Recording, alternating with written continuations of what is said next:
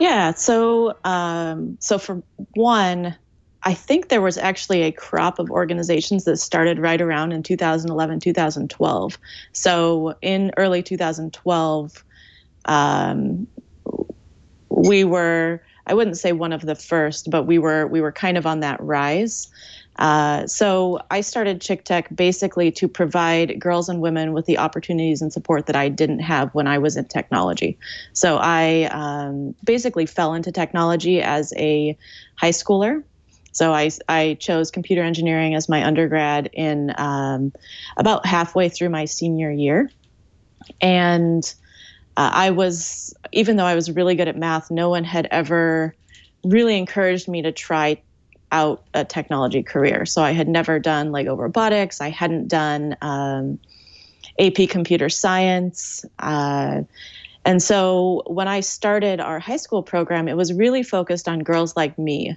So girls who have the aptitude to do well in technology, but who are not being encouraged to do it, or who don't fit the stereotypes, so they think that they won't be successful.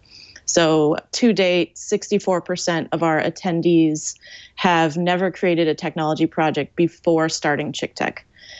So that's one of the biggest differences between ChickTech and the other girl in tech organizations, is that we really focus on the unusual suspects. So that also includes, we have a strong focus on bringing in underrepresented minorities as well. We make sure that we lower as many barriers as possible. So we provide childcare stipends to teen parents.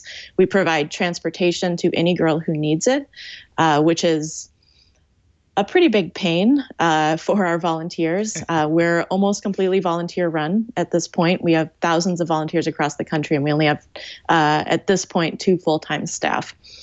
And we also provide sign language interpreters as needed.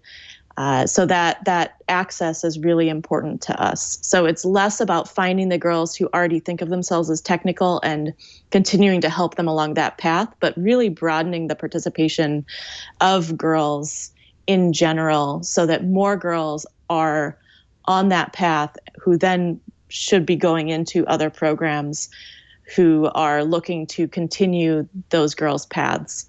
So what I tell people is we're the gateway drug to technology for girls.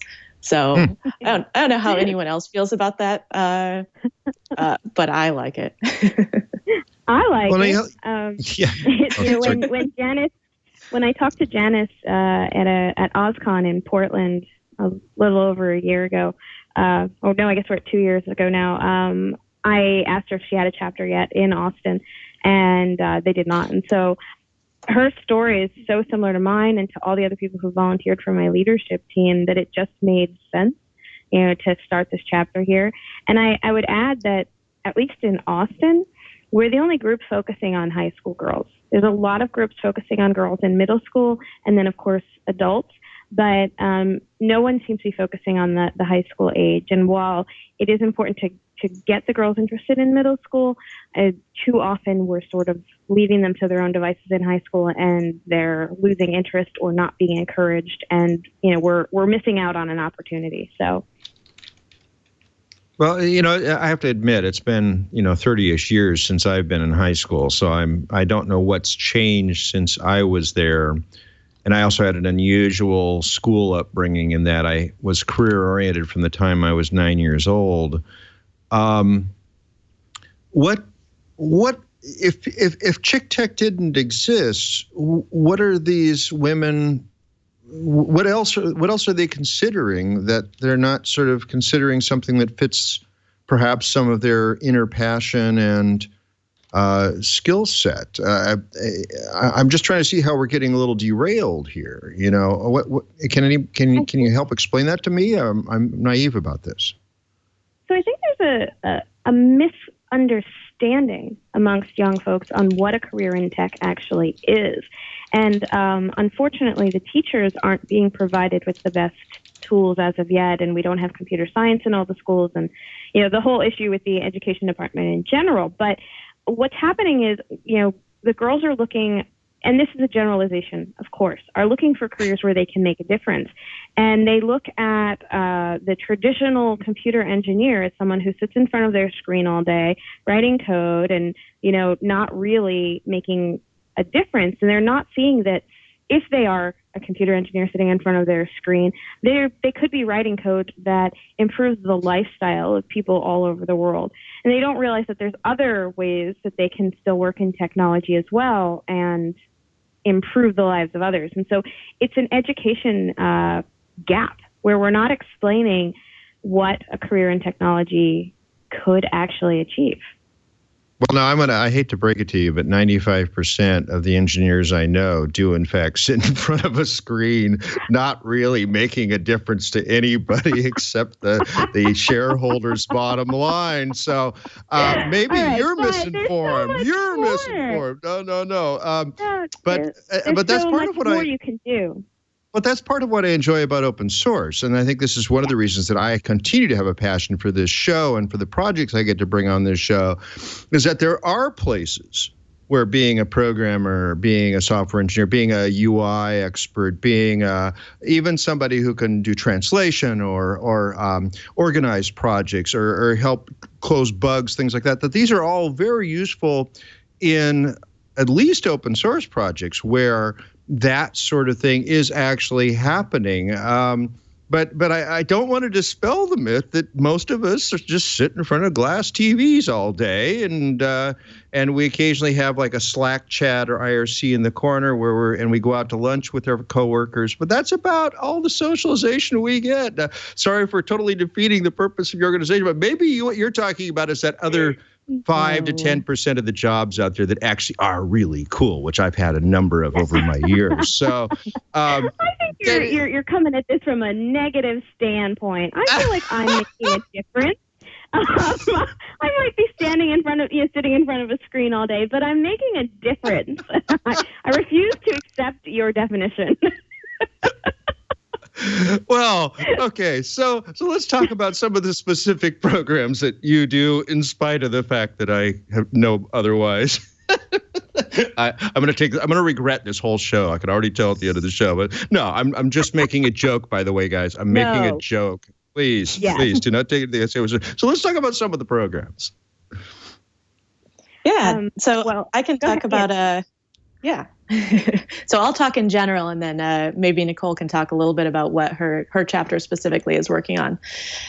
So we run K through 12 programs, specifically focused on, as I mentioned before, those girls who are not yet opting in.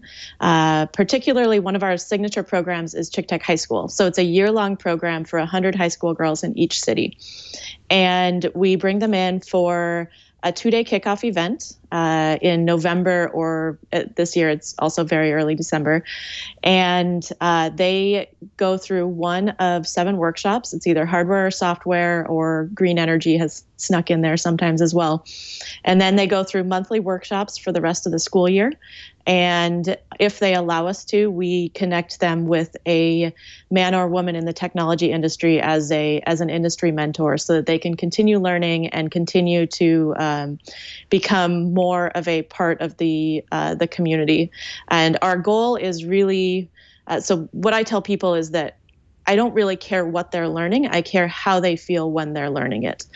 Because the goal is to, again, get them excited about technology, increase their confidence, increase their interest, and really help them feel like they have that community, so that they won't be isolated and they won't be alone. Because we don't, as people, realize how important that sense of belonging is until we don't have it. And that's where I believe a lot of bullying comes from. We have people who are literally willing to kill others to get that sense of belonging. If we look at inner city gangs, and we would like to be one of those places where you can join without killing anybody, because we feel that that's better. But really, we don't see how important that is. And for me, I started ChickTech because I didn't have that community. I didn't have that support as an undergrad student, and I ended up leaving technology. And I remember the isolation. And I remember feeling like I wasn't good enough. And I had imposter syndrome, and having that support network and that community who could have reminded me that I was awesome probably would have helped me to stay in technology. And so that's what we give the girls who are in our program. We show a very strong increase in their confidence, so they feel like they can be successful in terms of technical skills. And then we also give them that community so that they feel like they can be a part of something and be accepted. And then in our career level programs, we have similar goals. So we look at, when we look at our meetup groups and we look at our conference, so we have a conference we're running in 7 different cities. It's called ACT-W, Advancing the Careers of Technical Women. And again, it's all about creating that sense of community, that sense of belonging, providing them with the opportunities that they need to be successful, that they're often not getting in their workforce or in their workplace. And so providing them with that, we're providing them with a reason to stay in technology. And often the people who go to our career level programs are also our volunteers. So not only are they able to change their careers, but they're able to give back and feel like they're able to make a difference. So even if it's really frustrating in their workplace, they're changing that and they're helping the next generation so that it's going to be less frustrating for everyone.